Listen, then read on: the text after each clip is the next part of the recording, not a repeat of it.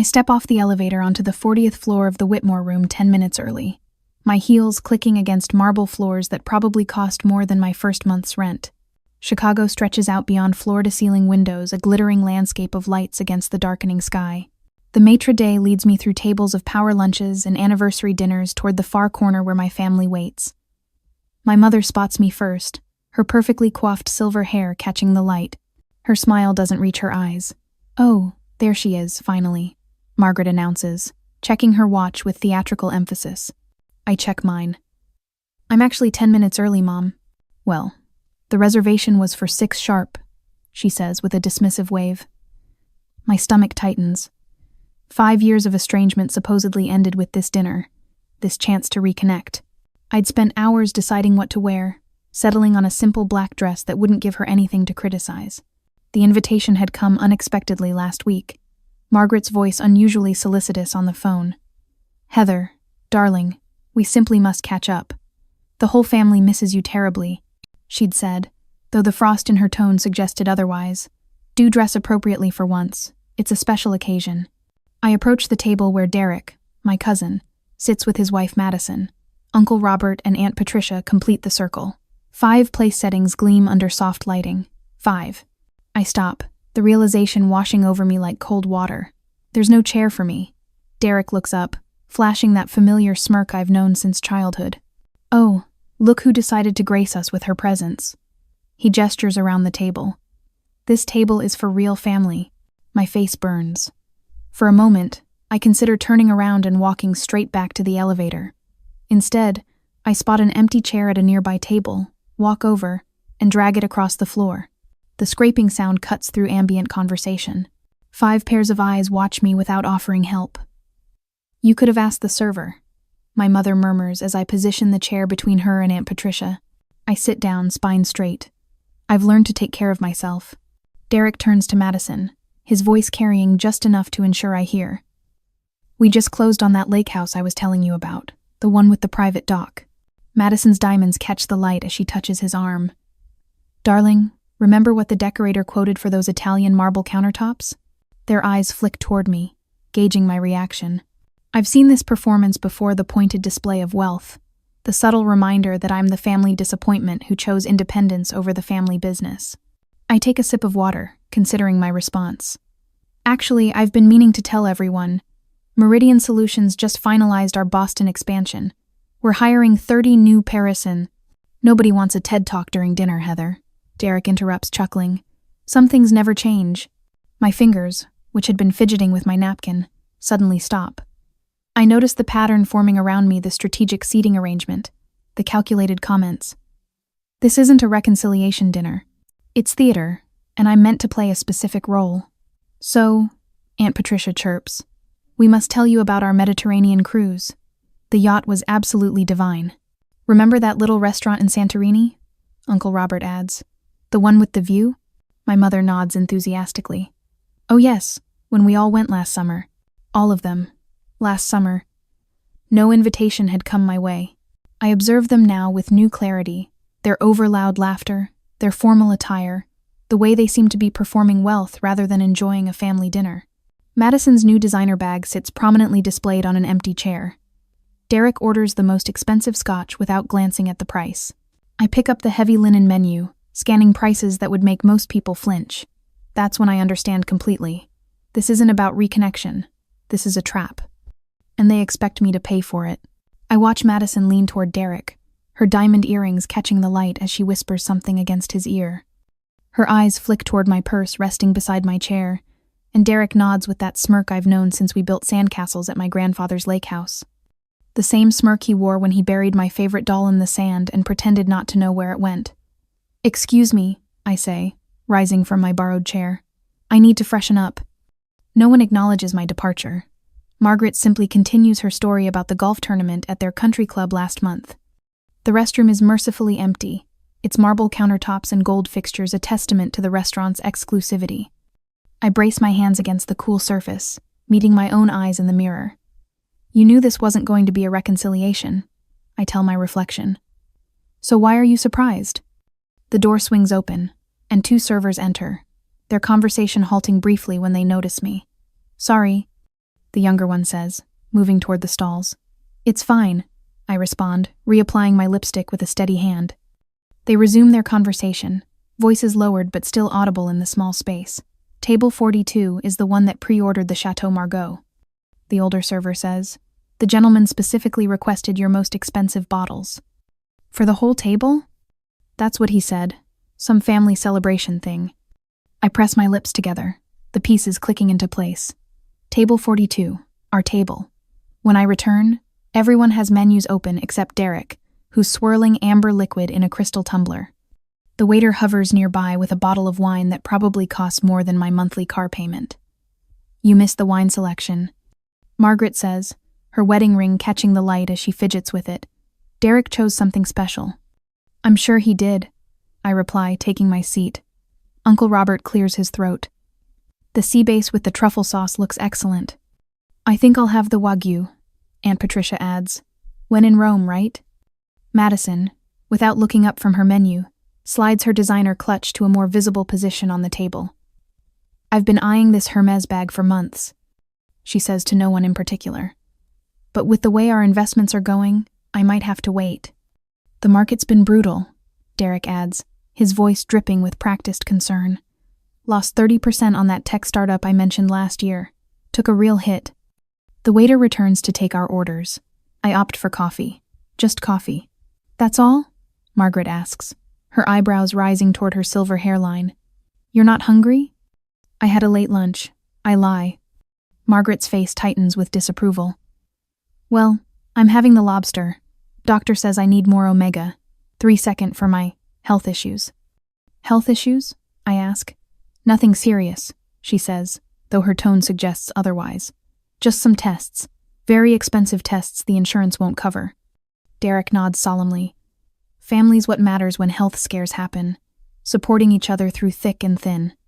Speaking of support, Uncle Robert interjects, we should discuss the family property portfolio. Some decisions need to be made. The conversation drifts toward family investments, properties I've never seen, and business connections I've never benefited from. Throughout the appetizer course, which arrives on gleaming platters, I notice how their glances bounce between each other in my purse. Heather?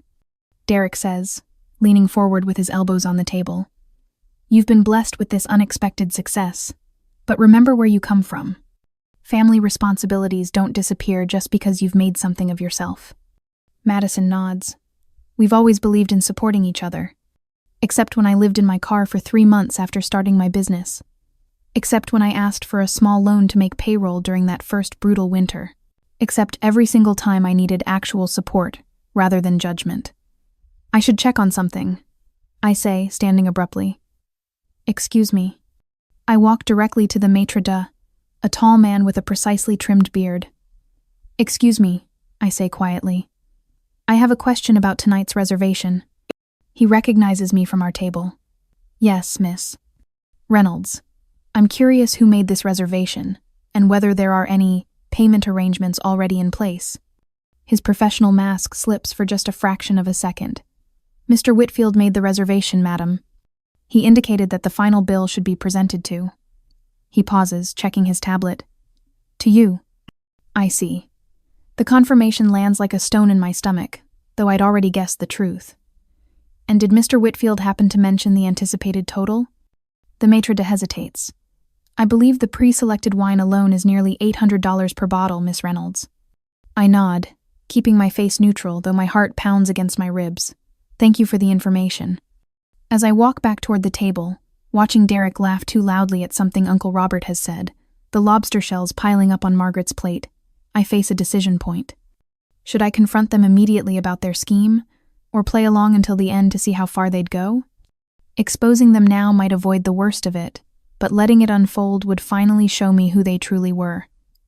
What would you do when faced with a family that sees you as a resource, not a relative? Derek rises from his chair, crystal wineglass catching the light as he lifts it high. I'd like to propose a toast, he announces, voice carrying across neighboring tables, to family support during difficult times. His eyes lock with mine, a challenge disguised as sincerity. Conversations around us quiet. Other diners turn, their attention pulled by Derek's theatrical projection. Exactly as he intended. Here, Uncle Robert responds, lifting his own glass. My mother nods approvingly. Some of us have been blessed with financial success, she says, her voice honeyed with false modesty, while others struggle with real-world problems. The implication hangs in the air between us. I've become the family ATM in their narrative, my years of sacrifice reduced to lucky breaks and privilege. They don't know about the nights I slept in my Honda Civic during that first winter after I left the family business. 3 months of brushing my teeth in public restrooms, showering at a gym I could barely afford, and washing my interview clothes in laundromats. They never saw me counting pennies for gas while meeting potential clients at coffee shops, pretending I'd already eaten when I couldn't afford both coffee and food. My business nearly collapsed twice. The first time when my initial investor pulled out after pressure from Uncle Robert. The second when a targeted whisper campaign rumors about my instability cost me 3 major contracts in 1 week. Playing entrepreneur.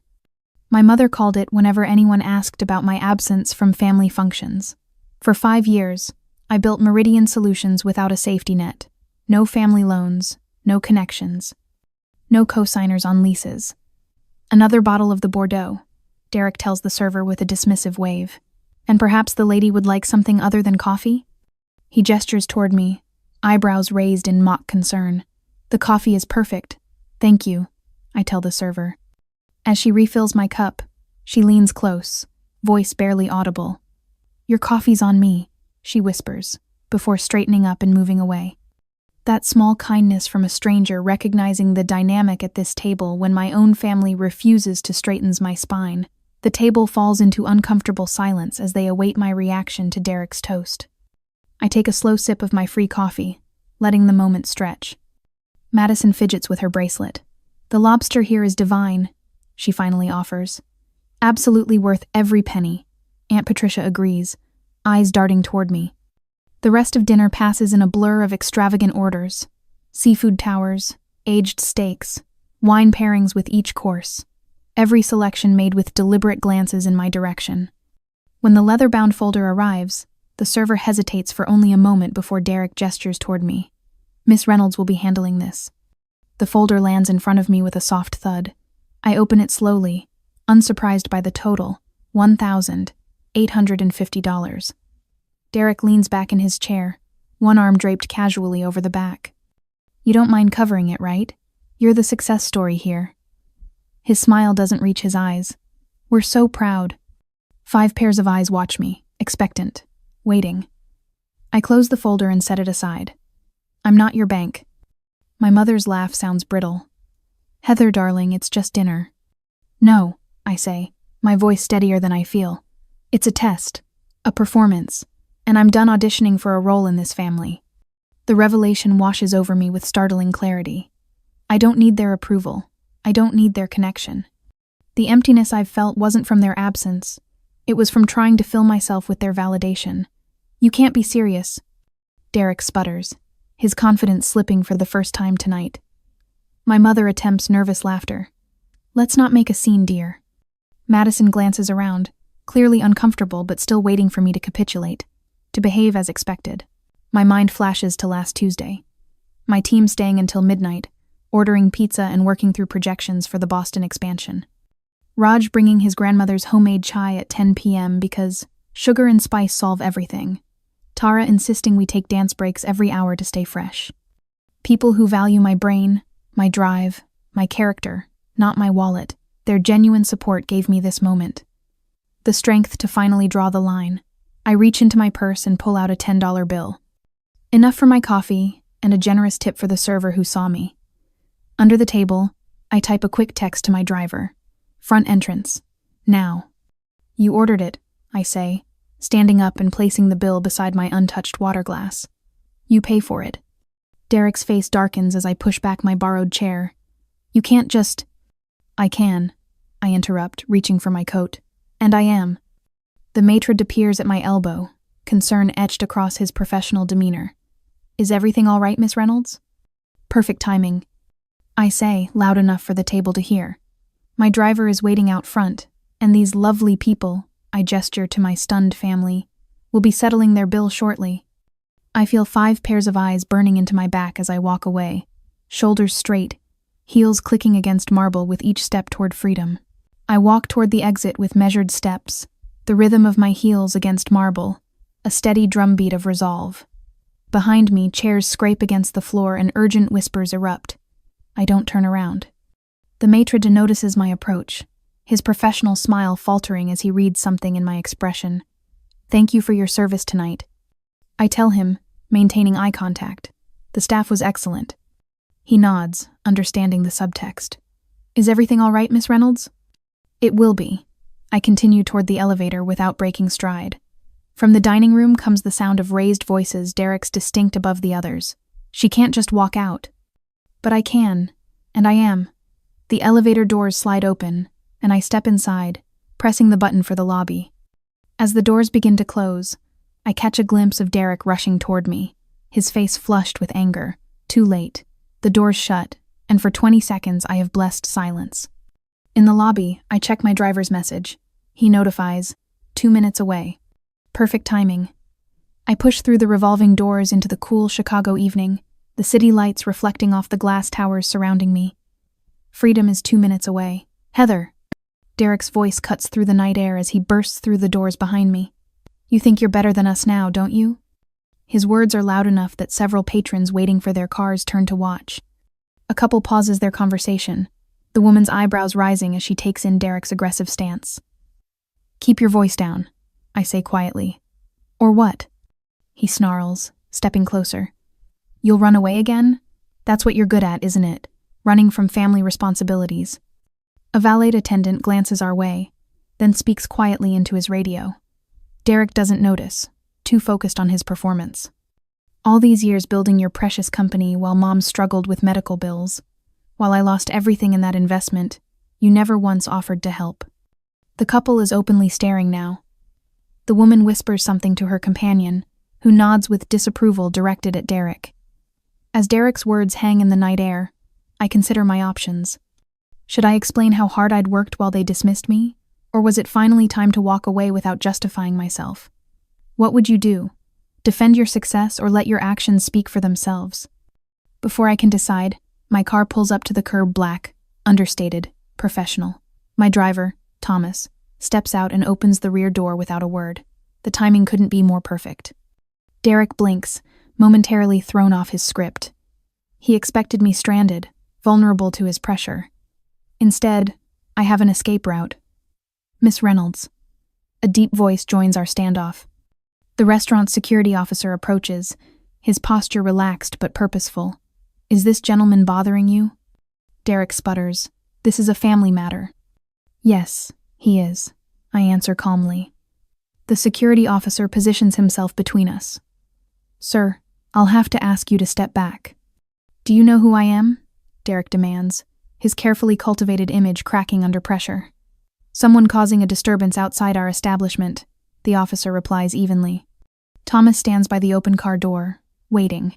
The systems I've built through respect, not manipulation, form a shield around me now. Derek's power play dissolves before my eyes. "Heather, wait!" Madison's voice carries across the driveway as she hurries toward us, her designer heels clicking frantically against the pavement. "You can't leave like this.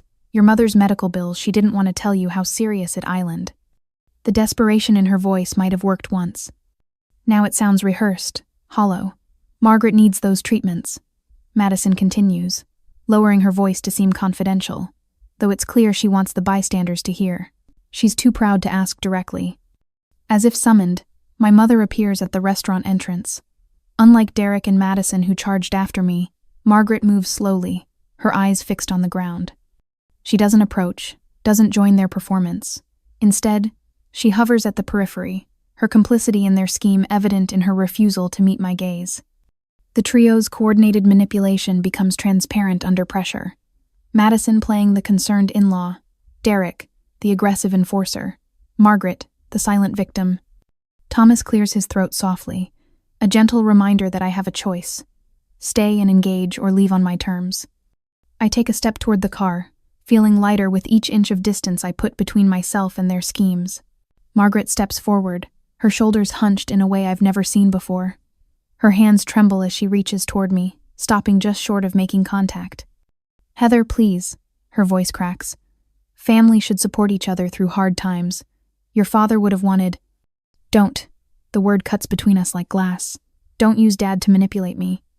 Madison fidgets with her wedding ring, twisting it around her finger so frantically I wonder if she might wear the skin raw. Her eyes dart between Derek and me, then to the small audience of restaurant patrons who've paused their evening to watch our drama unfold in the parking lot. Derek's face hardens. He steps closer, towering over me the way he did when we were children, and he'd stolen my homework or hidden my shoes. You'll regret this, he hisses. When your little business inevitably fails, when you need real connections we have, you'll remember this moment. Family remembers who abandons them. I study them all with new clarity. The desperation in their eyes isn't just about tonight's dinner bill. It's deeper. They're watching their safety net disappear. I reach into my purse and pull out my business card. The one with the embossed logo I spent hours designing myself 3 years ago when I couldn't afford a graphic designer. I flip it over and write something on the back with the pen the server lent me earlier. Here. I hand it to my mother, maintaining eye contact while she takes it. She glances down, reading my handwritten note. Her lips part slightly, but no words come. The card contains my private number, not the one listed on the company website. Below it, I've written, "When you're ready to talk, just you. No setups." Margaret's hand closes around the card, knuckles white. I built something from nothing, I tell her, my voice even. While you were all taking Mediterranean cruises and buying lake houses, I was working 18-hour days. I lived in my car for 3 months. Not once did any of you offer help. My heart pounds steady and strong in my chest, but my hands don't shake anymore. The revelation surprises me. I'm not afraid of their judgment. Not anymore. Call me when you want a relationship, not a bank account. Derek scoffs, his confidence returning when he senses his mother's hesitation. Look at you, so high and mighty. Did you forget who paid for your college? Who bought you your first car? I turn to him, meeting his gaze directly for perhaps the first time in my adult life. I'm not family anymore? Good. That means I'm free. The words hang in the air between us. Derek's mouth opens, then closes. For once, he has no retort. Madison's practiced smile falters. She touches Derek's arm, but he shrugs her off, his face flushing red beneath the parking lot lights. You ungrateful little— Sir, the security guard from the restaurant steps forward. Is there a problem here? I don't wait for Derek's response. My driver pulls up right on cue, the sleek black car stopping precisely at the curb beside me. I open the door myself before he can come around. As I slide into the back seat, I catch my mother's eye one last time. Something passes between us, a question, perhaps, or the ghost of understanding. Everything okay, Miss Reynolds? My driver asks, watching the trio in his rearview mirror. Better than I've been in years. As we pull away, I don't look back at them standing stranded in the parking lot, the glow of the restaurant's lights illuminating their stunned faces. I don't need to see their expressions to know what happens next the moment they realize they'll have to figure out how to pay that $1,850 bill. I lean back against the leather seat and take my first full breath of the evening. 3 weeks later, I'm reviewing quarterly projections when Lisa, my assistant, pokes her head into my office. That Atlanta firm called again about partnership opportunities, she says. Also, did you hear about your cousin? I look up from my laptop. Derek? Apparently he took a sales job with some insurance company down in Atlanta. Sudden move, according to Jen in accounting her sister works with his wife's best friend. I nod, unsurprised. Derek's carefully constructed image wouldn't survive the humiliation of that night in Chicago. Running away was exactly his style. Thanks, Lisa. After she leaves, I open my desk drawer and look at my mother's card. I'd found it in my mailbox a week after the dinner, no note, just her contact information written in her perfect penmanship. A gesture, perhaps. An acknowledgement. I haven't called. Not yet. I'm still deciding if that bridge is worth rebuilding, or better left collapsed. My phone lights up on my desk, the screen displaying my mother's number. I stare at it for 3 rings, weighing decades of history against the possibility of something new. Then I reach for it. On the planned promotion day, the morning sun streams through the floor-to-ceiling windows of Meridian's Boston office as I stand before my team. 12 faces look back at me with attentiveness I once craved from family dinners. No one checks their watch when I speak or exchanges, knowing glances when I share ideas. The Pittsburgh expansion means we'll need to restructure our creative teams. I say, pointing to the projection behind me. Any thoughts? Hands rise without hesitation. Unlike those restaurant dinners where Derek talked over me, here my words carry weight. Jaden, our newest graphic designer, offers a brilliant workflow solution that makes me smile. That's exactly the kind of innovation we need. I tell him, watching his shoulders straighten with pride. After the meeting, I find Alicia waiting by my office door. Fresh out of business school with fire in her eyes, she reminds me of myself 5 years ago. "Do you have a minute?" she asks, clutching her portfolio. I recognize the uncertainty beneath her professional veneer, the same doubt I carried when pitching to investors who saw me as just a girl with a cute little business idea. "I have 15, I reply, ushering her inside. As she outlines her marketing strategy, I listen completely, offering guidance instead of dismissal. The gratitude in her eyes when she leaves reminds me how powerful simple respect can be. The bell above the corner cafe door jingles as Margaret enters precisely at noon for our monthly coffee. The difference between this and the Whitmore room couldn't be starker: chipped mugs instead of crystal, mismatched chairs instead of leather booths, bills measured in dollars instead of hundreds. "I brought these," she says, placing a small container on the table.